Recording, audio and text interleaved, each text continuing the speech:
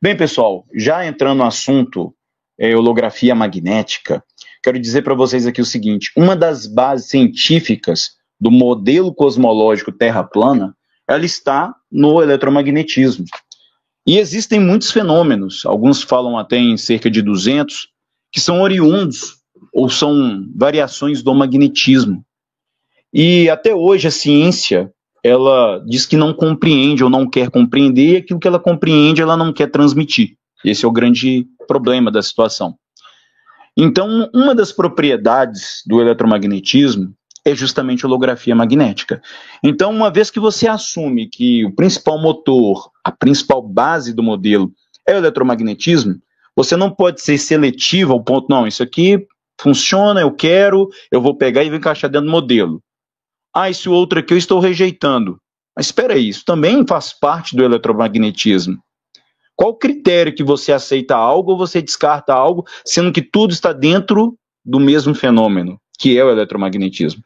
Infelizmente, até muitos defensores da cosmologia antiga, eles não têm isso muito bem definido. Essa linha de corte daquilo que absorve, daquilo que descarta, sendo que tudo está dentro do eletromagnetismo. E a holografia magnética, ela passa por isso. Ela passa por essa questão de que alguns descartam e se contradizem com isso. Não é algo que vai ser conciliado, porque eles falam do eletromagnetismo, mas quando chega na holografia, não, só eu sou físico, eu não acredito num só holográfico, só não é um holograma, e eles nem entendem. Sabe aquela pessoa que vai tentar te refutar algo, que ela nem procura saber aquilo que ela é colocado para ela? Ela simplesmente ela quer se livrar da ideia. E aí ela vai cometer muitos erros básicos, que ela está tentando refutar algo que ela nem mesmo entende. Isso eu já cansei de ver pessoas, inclusive do meio, passando vergonha. Então, o que eu quero falar com vocês aqui, que é algo que permanece, tá? Irrefutável para aqueles que tentam, inclusive, contestar o modelo bíblico antigo da Terra plana, de apenas um sol físico, tá? Mas é algo incontestável a holografia magnética, ela faz parte de tudo isso. E ela se casa, se encaixa perfeitamente com as escrituras. Porque um sol apenas físico, tá? Circulando sobre um plano, ele vai deixar imensas lacunas. Porque você vai simplesmente tentar colocar num modelo plano, encaixando a questão dos astros dentro do modelo do globo, ou seja, algo mecânico. E aí fica sempre aquela questão de geometria ou de formato de modelo apenas. Um é uma esfera, que é o globo, o outro é um plano, um disco, né? Modelo terra plana. E aí ficam tentando encaixar luz, posicionamento, sombras, fenômenos. E não é apenas uma questão geométrica, mecânica, matemática, vai muito mais além disso.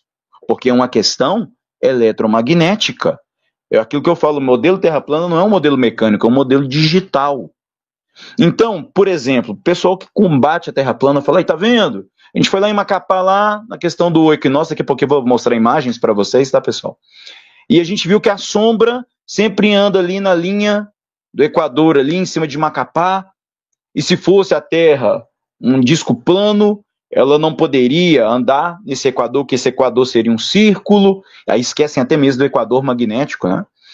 E colocam sempre uma questão, não, o Sol não nasce exatamente ali no dia do equinócio, exatamente no leste, esquecem também da refração, e principalmente da holografia magnética. Então, um modelo apenas físico, se você descartar a holografia magnética, você nunca vai ter respostas, como, por exemplo, essa a questão do equinócio.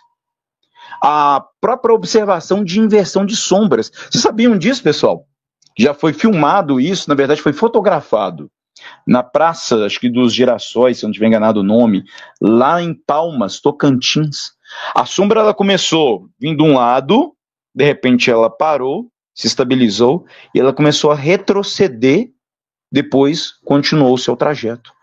Como que um sol físico apenas vai fazer uma sombra, ela parar, voltar para trás, depois ir para frente? Né? Você pisa na embreagem ali, engaja, né? Joga uma marcha ré no sol, depois pisa na embreagem de novo, joga uma primeira, né? E aí, como é que fica essa questão? Então, são questões da própria holografia magnética, que ela vai responder isso aí. Também você pode colocar sombras, ora que estão no sentido horário, ora no sentido anti-horário, que não são plenamente respondidas sem holografia, porque a holografia ela responde tudo isso. Agora, com sol físico apenas, Como é que vai produzir sombras que se movem em sentidos opostos? Então, mesmo que levemos em conta um Sol aí a 5.000 quilômetros e com os gases ali da atmosfera agindo como espalhadores da luz do Sol, fica incompatível. Eu vou só colocar um exemplo muito claro para vocês.